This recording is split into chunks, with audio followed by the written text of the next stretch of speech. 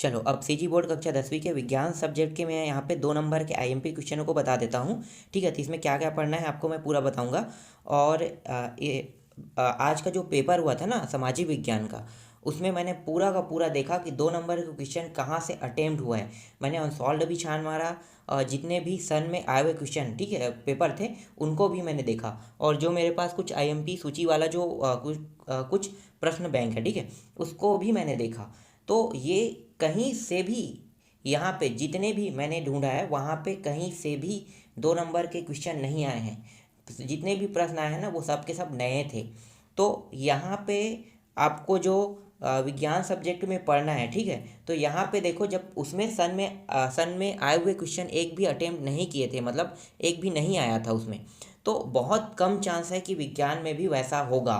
फिलहाल मैं आपको सजेस्ट करूँगा क्या पढ़ना है ठीक है। तो मैं सजेस्ट करूँगा कि मैं यहाँ पे आपको जो जो दूँ वो वही वही आप यहाँ से पढ़ाई करें ठीक है। तो चलो मैं आपको अध्याय बता देता हूँ कौन कौन अध्याय से कौन कौन क्वेश्चन पढ़ने हैं ठीक है। तो यहाँ पे देखो अम्ल क्षारक एवं लवण दिया हुआ है, तो ये अध्याय 1 है। परीक्षा बोर्ड में ना, मैं परीक्षा बोर्ड की बात कर रहा हूँ, तो परीक्षा बोर्ड में इस अध्याय में जितने भी प्रश्न हैं अति लघुत्री ठीक है, सिर्फ अति लघुत्री और किसी को नहीं देखना है, अति लघुत्री। लेकिन आप इसमें सन में आए हुए क्वेश्चन को छोड़ सकते हैं क्योंकि सन में आए हुए क्वेश्चन बिल्कुल सामाजिक विज्ञान में नहीं आए हैं। तो आपको मैं सजेस्ट करूंगा कि आप छोड़ सकते हैं, लेकिन फिर भी मैं मतलब सजेस्ट करूंगा कि आप पढ़ लेना कम से कम ठीक है। तो यहाँ पे अध्याय 1 को आपको पढ़ना है ठीक है, जो जो अध्याय बताऊंगा उसको पढ़ना है 2 नंबर के क्वेश्चन के लिए ठीक है। वहीं से पूरा क्वेश्चन आएगा जहाँ जहाँ मैं बता रहा हूँ उसी उसी अध्याय से ठीक है। तो आप टिक कर लो, अपने परीक्षा बोर्ड को लाओ और परीक्षा बोर्ड में टिक करते जाओ ठीक है। तो परीक्षा बोर्ड में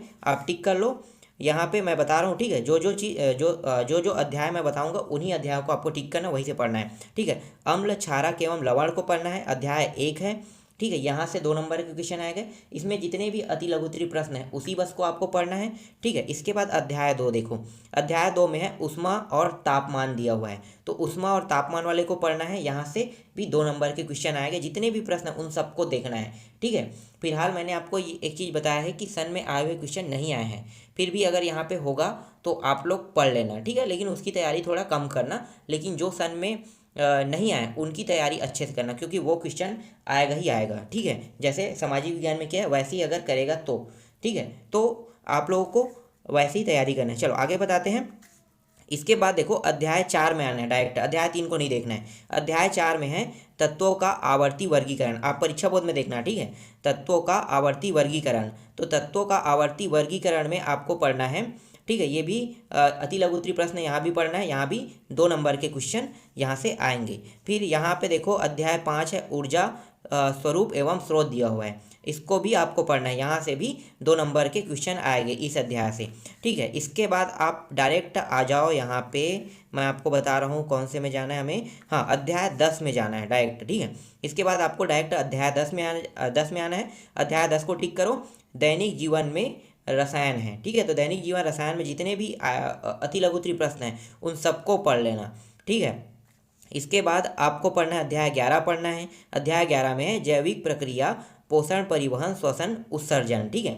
जैविक प्रक्रिया के 3 टॉपिक है, इसमें एक है ठीक है, यहाँ से भी 2 नंबर के क्वेश्चन आएंगे जैविक प्रक्रिया पोषण परिवहन श्वसन उत्सर्जन से, तो इसको भी आप लोग पढ़ लेना। फिर नेक्स्ट अध्याय है हमारा पर्यावरण पारिस्थितिकी तंत्र में ऊर्जा का प्रवाह ठीक है। यहाँ से भी 2 नंबर के क्वेश्चन आएंगे। तो जहाँ जिन जिन अध्यायों को मैं बोल रहा हूँ उन अध्यायों को पढ़ना ठीक है, और सिर्फ अति लघुत्री प्रश्नों को पढ़ना है और किसी को नहीं पढ़ना है ठीक है। अति लघुत्री प्रश्नों बस को आपको पढ़ना है। हाँ एक चीज़ और बता देता हूँ, वहाँ पे मैंने एक प्रश्न नहीं देखा था ठीक है, जैव विविधता। तो जीवों में पाए जाने वाले विविधता को जैव विविधता कहते हैं, ये क्वेश्चन भी आ सकता है, इसलिए मैं यहाँ पे आपको बोल के बता देता हूँ ठीक है।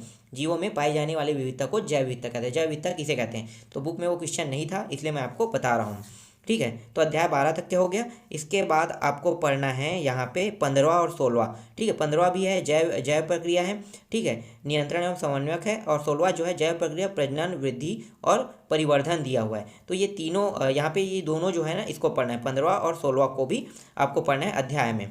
फिर यहाँ पे आपको पढ़ना है यहाँ से सिर्फ 17वां बस को और पढ़ना है ठीक है, हाइड्रोकार्बन के व्युत्क्रम।